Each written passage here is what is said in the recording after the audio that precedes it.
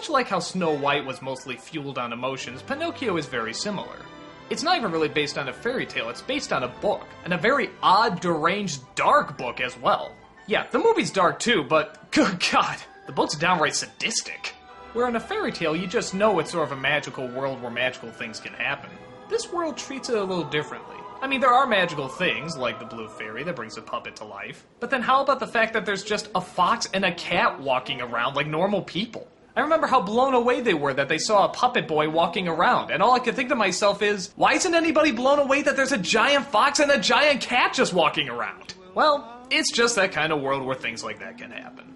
If there's anything Disney is good at, it's having us go along with things that don't make sense. And this movie does it pretty well. Geppetto makes a puppet boy, wishes one night that he were real, and the blue fairy comes and makes it happen. It's ironic because probably the film should be centered around Geppetto. He's the one that has a past. He's the one that actually has some character. Pinocchio is just sort of born with his personality. So the fact that he has to learn lessons and be given a conscience is kind of strange because the blue fairy just sort of made him up, didn't she? If you want him to learn lessons, why didn't you just have it where the lessons were already learned? But again, I'm totally overanalyzing this. Pinocchio comes across a bunch of strange adventures and learns a bunch of lessons along the way.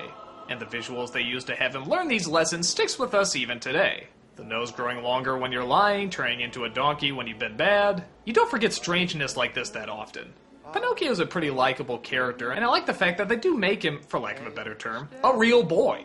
He isn't just pitch perfect, he is gullible. He does want to do bad things sometimes. It doesn't mean he's a rotten kid, it just means he's a kid.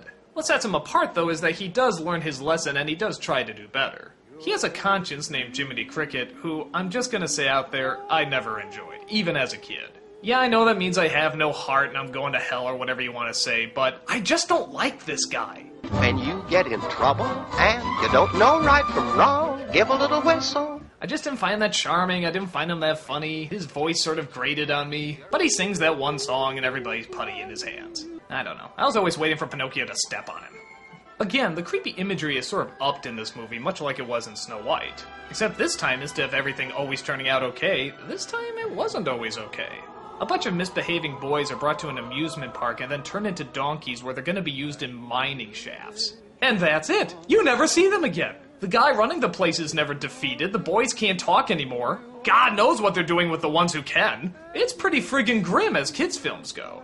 The rest, however, does come back to the typical Disney formula. After a relatively exciting climax, Pinocchio gets smashed into a bunch of rocks and loses his life. Again, he can spin his head around, but some rocks kills him. I don't know. But the blue fairy comes back and sees his sacrifice and brings him back. Everybody in the audience is filled with joy, and of course Jiminy Cricket sings that song that nowadays is almost causing some controversy. Okay, not major controversy, but people have been debating whether or not this is a good message. This is the song that Disney used all the time. It's practically their biggest trademark. But some people think that it just promotes laziness, or a lying belief that everything will be okay if you just believe hard enough. Well, you could make that argument. I have yet to see a kid that totally fell for this. Or even more depressing, an adult. I think kids are smarter than we give them credit for. Kids are always going to be aware that there's bad things in the world. There's things they're going to be afraid of. And that closing their eyes and wishing isn't always going to solve their problem.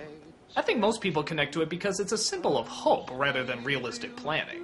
That sometimes unexpected good things can happen, and they can come out of nowhere. They can come when you least suspect it, so never give up the idea that all hope is gone. I don't know. That's what I got out of it, and I think that's what most people get out of it. And I think that's what most people get out of the film as well. It runs the Disney gamut that most of us enjoy. At times bright and colorful, but at other times dark and scary. Threatening and doubtful, but always with that ray of hope that sees us through. Doesn't always make a whole lot of sense, but they create a world where it doesn't need to. It's a world where anything can happen even when you least suspect it.